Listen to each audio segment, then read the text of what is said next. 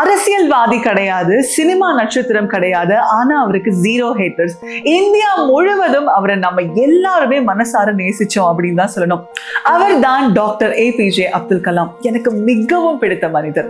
ராமேஸ்வரத்துல சிறிய கிராமத்துல பிறந்து செய்தித்தாளை வித்துட்டு இருந்த ஒரு சின்ன சிறுவன் பின்னால ஒரு ஜனாதிபதியா உருவெடுத்தார். அந்த மாபெரும் வளர்ச்சி இருக்கு தெரியுமா, அது நம்ம எல்லாரையுமே இன்ஸ்பயர் பண்ணுச்சு அப்படின்னு தான் சொல்லணும். மிசைல் மேன் ஆஃப் இந்தியா அப்படின்னு அழைக்கப்பட்ட அவர் நம்ம நாட்டின் விண்வெளி மற்றும் ஏவுகணை வளர்ச்சியில அவ்வளவு பங்கு வகிச்சாருங்க.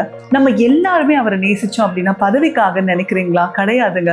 அவருடைய அந்த எளிமைக்காக தான் அவரை நம்ம எல்லாருமே விரும்பணும். மாணவர்களோட அவர் உரையாடுறது ரொம்பவே என்ஜாய் பண்ணாங்க. அது மட்டும் இல்லாம கனவு காணுங்கள் அப்படின்னு அவர் தான் சொன்னது. அவர் எழுதின அக்னி சிறகுகள் அப்படிங்கிற புத்தகத்துல அவ்வளவு விஷயங்கள் புதிஞ்சு கிடக்கு.